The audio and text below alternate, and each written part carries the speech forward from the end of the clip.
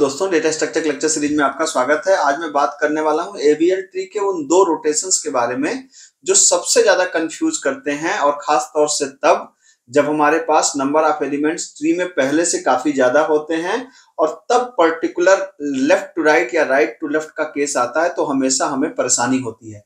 तो मैं बिल्कुल चुटकियों में इसको आपको आज दूर करता हूं कि ये परेशानी आपको दोबारा कभी नहीं होगी। तो आइए देखते हैं कि इस केस को हम लोग कैसे समझेंगे। जल्दी से हम लोग समझते हैं इसको, ठीक है।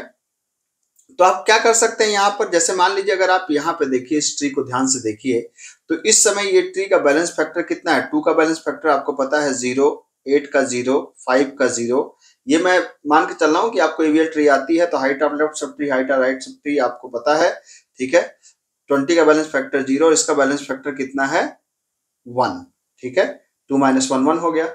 लेकिन जैसे ही अब इस ट्री के अंदर आप ऐड करेंगे किसको? 6 को, तो आपको पता है कि अगर आप 6 को ऐड करने जाएं तो 10 से छोटा है, 5 से बड़ा है, 8 से छोटा है, तो 6 आ जाएगा यहाँ पर। और जैसे ही 6 यहाँ पर ऐड होगा आप देखेंगे ट्री हमारी अनबैलेंस हो जाएगी। तो इसका बैलेंस फैक्टर अगर आप चेक करें तो ये 0, ये 1, ये 0, ये -1, ये 0 और ये आपका हो गया। आप इसको ऐसे काउंट करेंगे, कैसे? 1 2 3 लेवल और यहाँ पे 1 लेवल, तो ये कितना हो गया? 3 - 1, तो 3 - 1 कितना हुआ? 2, ठीक है। तो इसका बैलेंस फैक्टर 2, और आपको पता है कि जैसे ही बैलेंस फैक्टर 2 होता है हमारी ट्री क्या हो जाती है? अनबैलेंस हो जाती है। तो अब यहाँ पे समझना है कि इसमें कौन सा रोटेशन अप्लाई होगा। तो इसको ध्यान से देखिए, जहां पर भी ट्री अनबैलेंस होती है मतलब ट्रू के पास, यहां से देखिए पहला कहां पे गया है? तो ये देखिए कहां पे गया है? लेफ्ट में। और इसके बाद किधर जो नया एलिमेंट जुड़ रहा है, जैसे 6 जुड़ रहा है, वो किधर जुड़ रहा है? वो जुड़ रहा है किसमें? राइट में, ठीक है। तो अब ये जैसे 6 8 के लेफ्ट जुड़ रहा है कि 8 से राइट जुड़ रहा है, इससे फर्क नहीं पड़ता है। बस आप ऐसे समझिए कि इसके लेफ्ट मतलब ये दो लेवल को बस चेक करते हैं। जहां पे अनबैलेंस है मतलब जहां पर भी ट्रू है उसके एक नीचे और फिर उसके नीचे जिसकी वजह से अनबैलेंस है, तो ये क्या हुआ? लेफ्ट के राइट। तो इससे पहचान सकते हैं कि कौन सा रोटेशन है? Left to right rotation.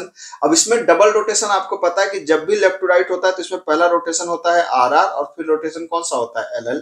तो पहले आरआर फिर एलएल। अब क्या करते हैं, और खास बात यह है कि जब आरआर करते हैं, जैसे हमने आरआर रोटेशन करना है तो आरआर रोटेशन किसके बीच में होगा? आरआर रोटेशन करते समय हम 10 को इन्वॉल्व नहीं करेंगे, मतलब हम सिर्फ आरआर रोटेशन इसके बीच में करेंगे, इन दोनों के बीच में, ठीक है। तो क्या होगा, अगर आप एंटी क्लॉकवाइज इसको मोड़ेंगे तो एंटी क्लॉकवाइज ये कैसे मुड़ेगा? इस तरीके से मुड़ जाएगा, ठीक है, उल्टा। तो पहला जो रोटेशन होगा उसमें क्या होगा? आरआर रोटेशन होगा किसमें? 5 और 8 के बीच में, तो ये हो जाएगा 10। ये हो जाएगा, अगर आप इसकी ट्री की बात करें तो ये हो जाएगा ऊपर क्या? पहला रोटेशन आरआर हुआ तो ये हो जाएगा 10। 10 के लेफ्ट में क्या है? मतलब जब आप इसको रोटेट करेंगे तो 8 ऊपर चला जाएगा, ठीक है, एंटी क्लॉकवाइज, और 5 इसके लेफ्ट में आ जाएगा, 2 इसके लेफ्ट में आ जाएगा, 20 यहाँ अपनी जगह पे रहेगा। अब यहाँ पे देखिए एक मामला फंस गया, जैसे 8 के लेफ्ट में, जैसे यहाँ पे आप देखें कि 8 के लेफ्ट में क्या है? 6, लेकिन रोटेट होने की वजह से 8 के लेफ्ट में क्या चला गया? 5 चला गया।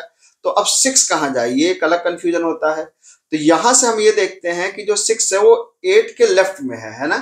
तो जो 6 है वो 8 के लेफ्ट में है, तो इसका मतलब कि वो रहेगा तो 8 के लेफ्ट में ही। तो 8 के लेफ्ट में आया, यहाँ पे कोई जगह खाली है नहीं, तो 8 के लेफ्ट तो भरा हुआ है।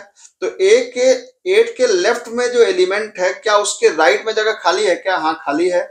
तो यहाँ पर आप किसको ऐड कर सकते हैं? 6 को ऐड कर सकते हैं। ये 6 आपका ऐड हो गया, तो ये आरआर रोटेशन हो गया। अब कौन सा बचा है? LL rotation. किस पे होगा?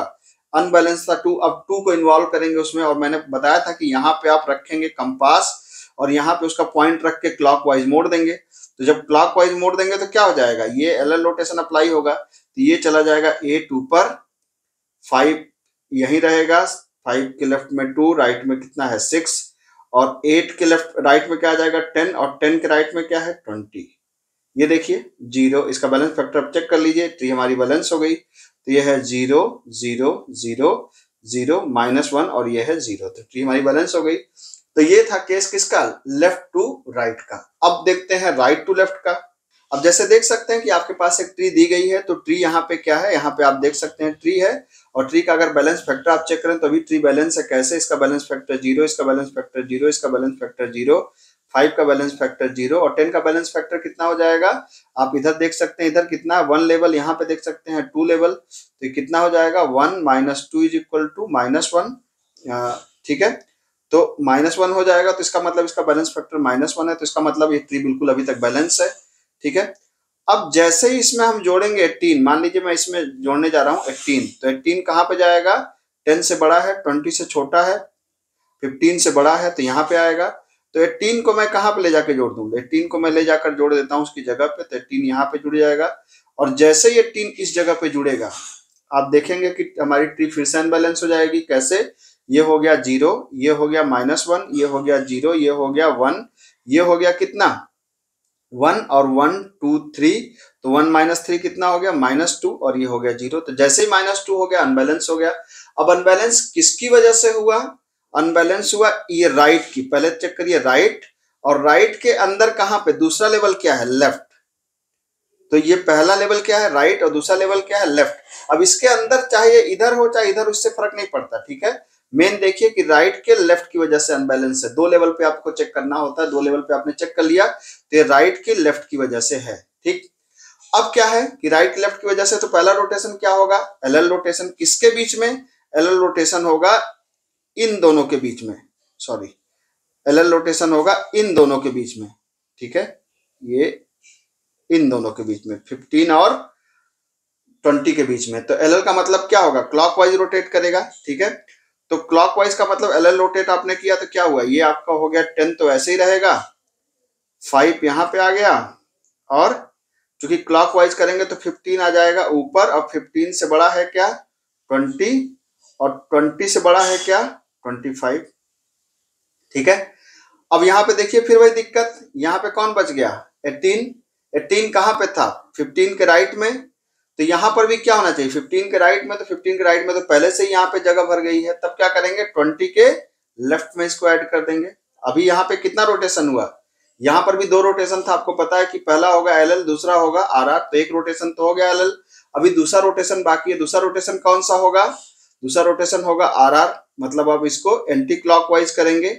ठीक है, तो एंटी क्लॉकवाइज रोटेशन में क्या होगा, आरआर रोटेशन में जहां पे अनबैलेंस है, मतलब -2 पे अनबैलेंस है, तो इसको फिर से बेस मान के इसके नीचे वाले पे पॉइंट रख के, यहाँ पे पॉइंट रख के फिर इसको रोटेट कर दीजिए। तो जब आप ऐसा कर देंगे तो ये कैसे बन जाएगा, ये बन जाएगा 15, इसके लेफ्ट में 10, इसके लेफ्ट में 5, इसके राइट में 20, और इसके लेफ्ट में 18, और इसके लेफ्ट में 25 यहाँ पर आ जाएगा आपका। अब बैलेंस फैक्टर चेक कर लीजिए 0 0 0 1 0। ठीक है, तो ये था लेफ्ट और राइट, राइट टू लेफ्ट, जो सबसे ज्यादा कंफ्यूज करता है। मेरे ख्याल से मैंने आपको समझाने की पूरी कोशिश करी। अगर समझ में आया तो चैनल को सब्सक्राइब करें, वीडियो अपने दोस्तों के साथ शेयर करें। मिलते हैं अगले लेक्चर में। Thank you so much.